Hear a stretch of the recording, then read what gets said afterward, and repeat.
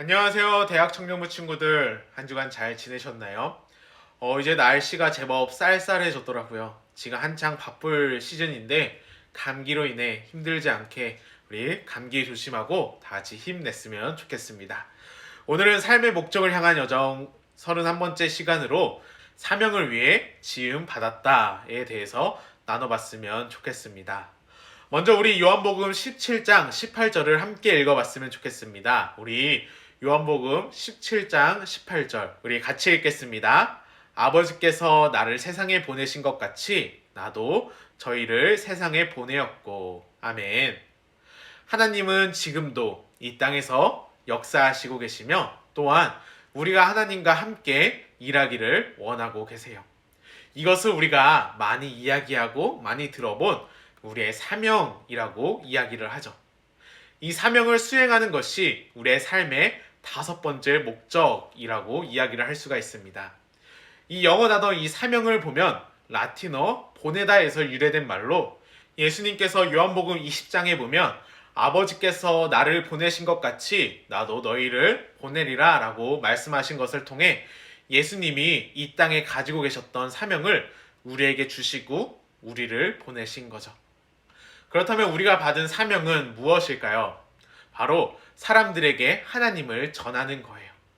고린도후서 5장 18절을 보면 이렇게 이야기를 하고 있는데 그리스도는 우리를 그의 적에서 친구로 바꾸셨고 다른 사람들도 그의 친구가 되게 하는 사명을 우리에게 주셨다라고 말하고 있어요. 하나님은 우리를 구원하셨고 그리고 우리를 보내신 거죠. 하나님의 사랑과 목적을 세상에 전하는 메시지로 우리를 보내신 거예요. 그럼 이러한 사명은 누가 감당해야 할까요? 예수님께서 마태복음 28장 19절에서 20절을 통해 이렇게 말씀하셨는데 우리가 잘 알고 있는 말씀이죠. 우리 같이 읽어봤으면 좋겠습니다. 우리 같이 읽겠습니다.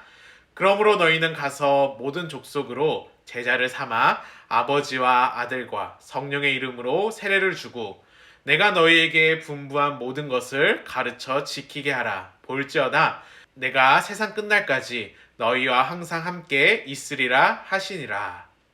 아멘. 예수님께서 하신 이 말씀은 사역자나 선교사들에게 주어진 것이 아니라 예수님을 따르는 모든 사람들에게 주어진 말씀이에요. 우리의 사명은 내가 선택할 수 있고 아니면 내가 거부할 수 있는 것이 아니라 하나님의 자녀, 하나님의 가족이라면 반드시 해야 한다라는 거죠. 바울은 이러한 사명을 우리에게 특권이라고 이야기를 하는데 고린도후서 5장 18절을 보면 모든 것이 하나님께로 났나니 저희가 그리스도로 말미암아 우리를 자기와 화목하게 하시고 또 우리에게 화목하게 하는 직책을 주셨으니 라고 말을 하고 있어요. 바울은 우리의 사명이 2가지 큰 특권을 포함하고 있다고 이야기를 하는데 그 특권은 하나님과 함께 일하는 것 그리고 하나님을 대표하는 특권이다 라고 이야기를 해요. 그리고 이러한 사명은 우리의 삶에 의미를 부여해 준다 라고 이야기를 하고 있어요. 윌리엄 제임스는 이렇게 이야기를 하는데 우리의 삶을 가장 잘 사용하는 방법은 삶보다 오래 남을 수 있는 일에 사용하는 것이다.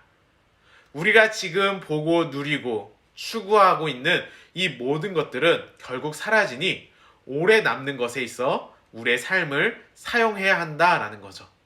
그럼 영원히 남는 것은 무엇일까요? 네, 바로 하나님의 나라뿐이죠. 그래서 우리가 지금까지 나눈 예배, 교제, 영적인 성장, 사역, 그리고 이 땅에서의 사명에 헌신된 삶을 살아야 한다라고 이야기를 해요. 우리가 이 땅에서 사명에 헌신된 모습은 영원할 거예요. 그리고 그 모습을 하나님께서는 기억하실 거예요.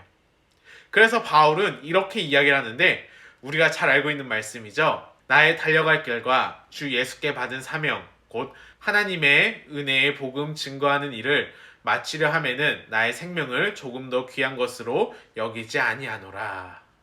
만일 우리가 하나님께 쓰임 받기를 원한다면 우리는 하나님의 관심을 두는 것에 관심을 가져야 해요.